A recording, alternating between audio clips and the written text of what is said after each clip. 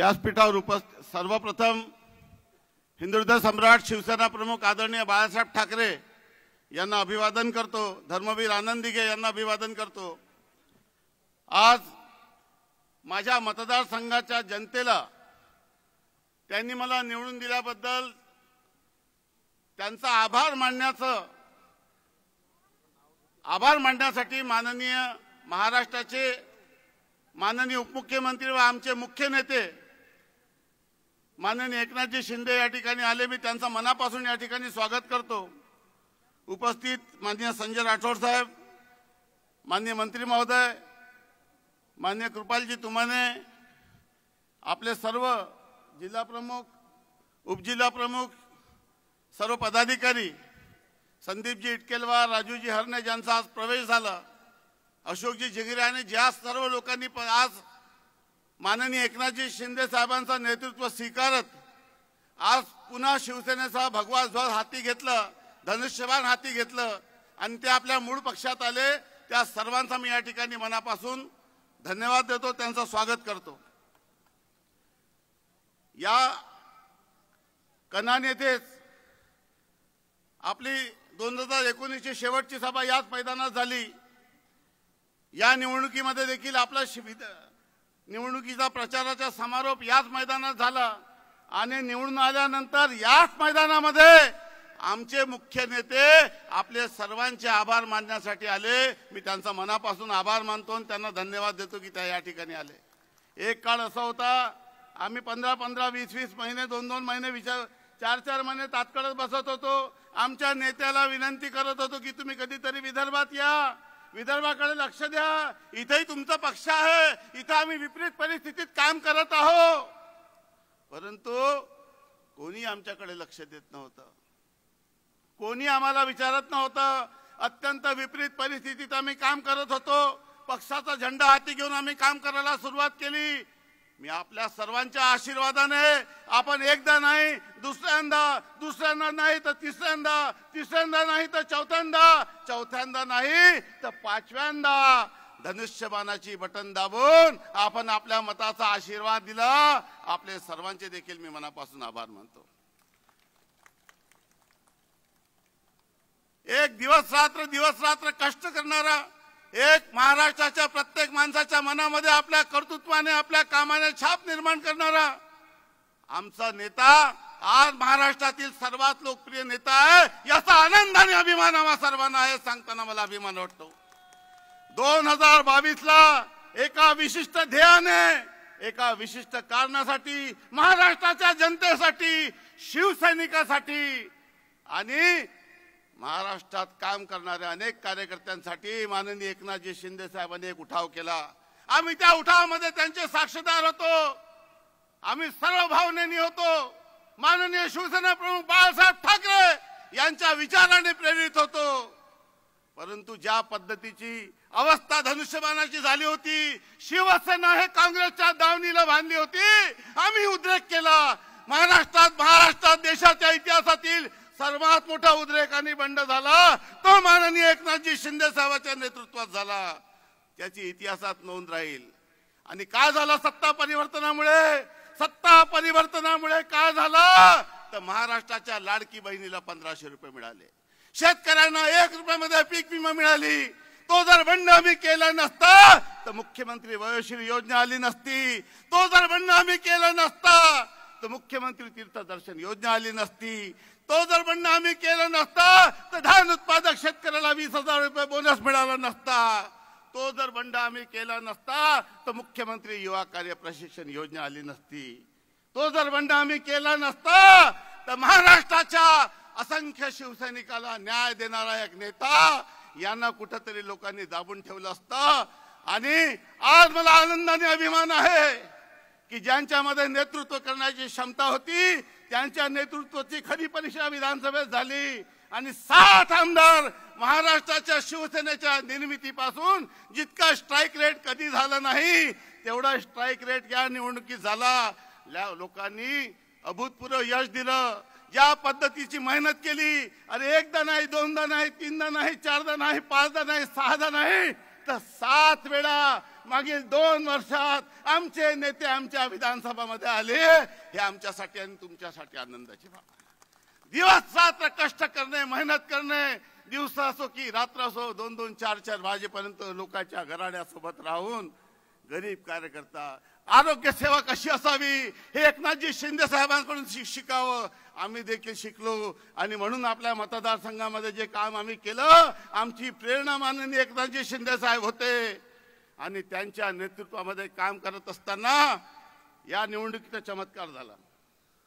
या निवडणुकीत असं झालं माननीय शिंदे साहेब की मागच्या 5-6 निवडणुकीमध्ये जितके मतदान मला मिळालं नव्हतं, मागच्या विधानसभेपेक्षा या विधानसभेमध्ये 40,000 मतं मला जास्त मिळाले. हे का मिळाले? तर आपल्या नेतृत्वामध्ये आम्ही काम करत असताना ही जे लोकांची मनं आम्ही जिंकू शकलो, त्यामुळे हे सर्व शक्य झालं. एक महाराष्ट्रातील नेतृत्व प्रत्येक विधानसभेमध्ये जाऊन तुम्ही आमच्या आमदाराला निवडून पाठवलं, त्यांचा आभार मानण्यासाठी या ठिकाणी येतो. आता काय निवडणूक आहे? तुम्ही पाहत असाल निवडणुकी आली की कोणी येतो, परंतु निवडणुकी झाल्यानंतर आभार मानण्यासाठी कोण आलं? तर माननीय एकनाथजी शिंदे साहेब या ठिकाणी आले. सर्व जनतेने त्यांचा जोरदार टाळ्याने स्वागत या ठिकाणी करावं. काय काय नाही करू शकलो. या कणांपासून तारसा रस्ता सिमेंटचा होता आहे, कणांपासून नगरदा निमखेडा सिमेंटचा होता आहे, कणांपासून घाटोना वाघोडापासून पारशुनी सिमेंटचा होता आहे. 5-5 मोठे मोठे पूल झाले. आता अजून मनसर माऊली रस्ता सिमेंटचा होत आहे, बोरगा धानला होत आहे, रामटेक मावदा होत आहे. जेवढा निधी, जसं त्यांचा हात खूप खुला आहे. आम्ही निवडणूक जिंकलोच नसतो. पहिले आम्ही कोणाला मदतीसाठी जात होतो तो फुलाची पाकळी आमच्या हातात मिळत नव्हती. आणि आता शिंदे साहेबांकडे आम्ही जातो, एवढा उदार आहे ते, एवढा हात त्यांचा खुला आहे की महाराष्ट्राच्या जनतेला महाराष्ट्राची तिजोरीतील सर्वात जास्त निधी कोणी दिला असेल तर इतिहासात एकनाथजी शिंदे साहेबांचं नाव स्वर्णाक्षराने या ठिकाणी देणारे मुख्यमंत्री आहे. देणारे मुख्यमंत्री सर्वसामान्य गरीब माणसाचा कष्ट, गरिबीतून समोर आलेल्या नेतृत्वात गरिबाचं दुःख समजू शकते. मी आपल्या सर्वांचा वेळ जास्त वेळ घेऊ इच्छित नाही. माननीय शिंदे साहेबांना आज या ठिकाणी लवकर यावं लागलं. मागच्या 3 सभेमध्ये त्यांना यायला खूप उशीर झाला होता, परंतु यावेळेस ते वेळेवर आले. मी त्यांचा मनापासून धन्यवाद देतो, कारण की लोकांमध्ये त्यांच्याबद्दल इतकं प्रेम आणि आकर्षण आहे. आणि मागे 2-3 सभेमध्ये हजारोच्या संख्येने लोक 5-5 तास या ठिकाणी बसून साहेबांची वाट पाहत होते. आज त्याच प्रेमामुळे लोकांनी एवढं मताधिक्य दिलं, एवढं प्रेम दिलं आणि महाराष्ट्राच्या प्रत्येक माणसाच्या मनामध्ये एकनाथजी शिंदे साहेबांचं नाव लोकांनी हृदयात कोरून ठेवलेलं आहे. एक लोकनेता कसा असतो, गरिबांचा नाद कसा असतो, अनाथांचा नाद कसा असतो, तर तो माननीय एकनाथजी शिंदे साहेबांनी या ठिकाणी महाराष्ट्राच्या जनतेमध्ये प्रत्येक माणसाच्या हृदयामध्ये आपलं स्थान निर्माण केलेलं आहे. त्याला कोणालाही नाकारता येणार नाही. मी आज पुन्हा एकदा माननीय शिंदे साहेबांना धन्यवाद देत असताना अनेक काम आम्ही या ठिकाणी करू शकलो, अजून काम आमचे बाकी आहे. सर्वात मोठा प्रश्न, 2 माझे मोठे काम राहिलेले आहे. एक देवलापारला नवीन तहसीलचा दर्जा देणे जे आपण सांगितलं होतं, आणि दुसरं आपण कणांची आपल्याला MIDC करायची आहे. ब्रिटिशांच्या काळापासूनची औद्योगिक नगरी कालांतराने वेगवेगळ्या कारणामुळे संपत गेली, परंतु आज आपण असं ठरवलेलं आहे आणि खऱ्या अर्थाने काही कायदेशीर अडचणी आल्या, परंतु त्या सर्व अडचणींवर मात करू, कारण की आमच्या सोबत एक खंबीर नेता या ठिकाणी आहे. मी आपल्या मतदारसंघाच्या सर्व जनतेला सांगू इच्छितो की तुमचा हक्काचा आमदार माननीय शिंदे साहेबांनी देवलापारच्या सभेत सांगितलं होतं, तुम्ही आशिषला आमदार करा, मी त्याला नामदार करेल, आणि त्यांनी ते केलं. या मतदारसंघाच्या जनतेवर पहिल्यांदा कोणी न्याय दिला असेल तर ते माननीय शिंदे साहेबांनी दिला.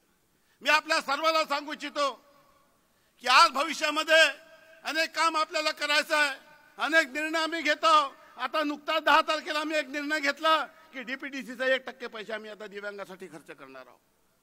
आता या जिल्ह्यामध्ये 10 कोटी रुपये दरवर्षी मिळणार आहे. अनुसूचित जातीच्या योजनेमध्ये बदल करत आहोत, तिथल्या लोकांना मदत करा, अनुसूचित जमातीला मदत करत आहोत. महाराष्ट्राच्या प्रत्येक माणसाच्या मनामध्ये जे आहे ना, त्या सर्व योजना आम्ही सरकारकडून या ठिकाणी करून घेत आहोत आणि जनतेला खऱ्या अर्थाने न्याय कसा देता येईल तो देण्याचा प्रयत्न या ठिकाणी करत आहोत. अनेक गृहनिर्माण योजना आहे, नगर विकास मंत्री मान्य शिंदे साहेब आहे. आज महाराष्ट्रामध्ये सर्वात जास्त घरकुल आपण या ठिकाणी करू शकलो.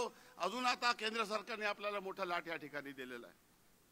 कामगारांचे प्रश्न आपण हाती घेतले, कामगारांच्या योजना आपण राबवल्या, आरोग्य सेवा राबवली. आता आदिवासींना बोरवेल करण्याचा निर्णय आपण केला.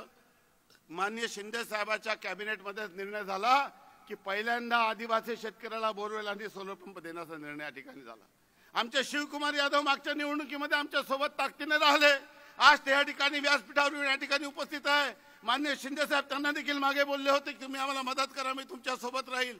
एक एक माणसाला दिलेला शब्द पाळणारे आणि एक एक माणसाच्या मनात आपल्या कृतीतून आणि कामातून ठसा उमटवणारे असे आमचे नेते माननीय एकनाथजी शिंदे यांचं या भागाचा आमदार म्हणून मी मनापासून स्वागत करतो. आणि त्यांचा जो स्वप्न आहे की महाराष्ट्राच्या प्रत्येक माणसाच्या मनामध्ये आपल्या पक्षाचा ठसा उमटला पाहिजे, लोकांच्या मनामध्ये शिवसेनेच्या बद्दलचं प्रेम निर्माण झालं पाहिजे आणि 80% समाजकारण आणि 20% राजकारण हे जे शिवसेना प्रमुख आदरणीय बाळासाहेब ठाकरे यांनी आम्हाला जे शिकवण दिली ती शिकवण आम्ही कृतीत आणून या ठिकाणी दाखवणार आहोत. आज अनेक लोकांचा प्रवेश झाला, अनेक लोक रांगेत आहे. मोठ्या प्रमाणामध्ये आम्ही कधी कोणाला फोर्स केलं नाही, परंतु लोकांना आता कळू लागलेलं आहे की कोणती शिवसेना खरी आहे. लोकांना आता कळू लागलेलं आहे की धनुष्यबाण कोणासोबत आहे. लोकांना आता हे समजू लागलं आहे की बाळासाहेबांचे विचार कोण पुढे नेत आहे. लोकांना आता हे समजू लागलेलं आहे की कोण घरी राहतो आणि कोण जनतेमध्ये राहून लोकांची कामं करतो. आणि म्हणून महाराष्ट्रात एकनाथजी शिंदे साहेबांनी लोकप्रियतेचा जो उच्चांक या ठिकाणी जे उच्च स्थान त्यांनी आपलं निर्माण केलं, त्यामुळे आज महाराष्ट्रामध्ये इतिहासात कधी मिळालं नाही तेवढ्या पद्धतीचं मतदान मिळालं आणि सर्वात जास्त आमदार निवडून आले. मी आपला अधिकचा वेळ घेत नाही, परंतु आपल्याला शब्द देतो आणि माननीय शिंदे साहेबांना देखील शब्द देतो की त्यांच्या मनात जे महाराष्ट्र आहे आणि आपल्या सर्वांच्या ज्या आशा आणि अपेक्षा आहे ते पूर्ण करण्यामध्ये तुमचा हक्काचा आमदार कुठे कमी पडणार नाही एवढी ग्वाही देतो. आणि पुन्हा एकदा माननीय शिंदे साहेबांना मनापासून धन्यवाद देऊन आपली तूर्त रजा घेतो. धन्यवाद. जय हिंद, जय महाराष्ट्र.